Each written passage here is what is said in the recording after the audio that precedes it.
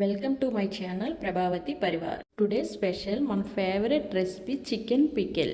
ఈ చికెన్ పచ్చడితో అన్నం తింటే 2-3 కంచాలు లాగించేస్తారండి. చాలా ఈజీగా చేసుకోవచ్చు. Let start.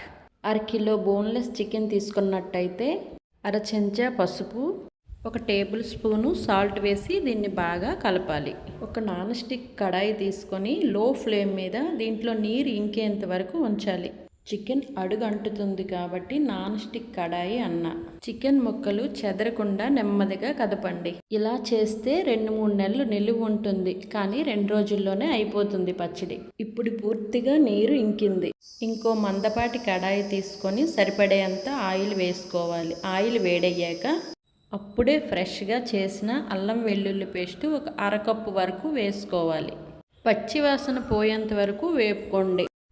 అల్లం వెల్లుల్లి పచ్చి వాసన పోకపోతే టేస్ట్ ఉండదు, పైగా నిలువ కూడా ఉండదు. ఈ కలర్ రావాలి.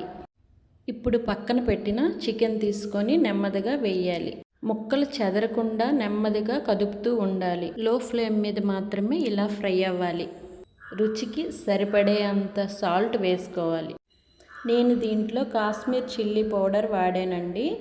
కలర్తో పాటు టేస్ట్ కూడా బాగుంటుందని మీరు మీకు నచ్చిన చిల్లీ పౌడర్ వాడచ్చు. దించడానికి 5 నిమిషాల ముందు చిల్లీ పౌడర్ వేయాలి.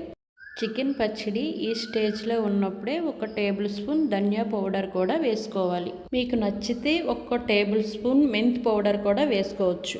నేనైతే వేయలేదండి. సొంతంగా తయారు చేసిన గరం మసాలా వాడానండి.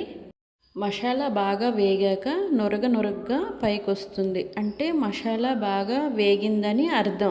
ఇప్పుడు చికెన్ పచ్చడి దించి పక్కన పెట్టుకోవాలి. 2 నిమ్మకాయలు జ్యూస్ చేసి చికెన్ పచ్చడి బాగా చల్లారాక వేయాలి. మన చికెన్ పచ్చడి రెడీ. మీరు ట్రై చేయండి. 2 రోజులు ఆగాక తినండి. నచ్చితే కామెంట్ చేయండి, సబ్స్క్రైబ్ చేయండి.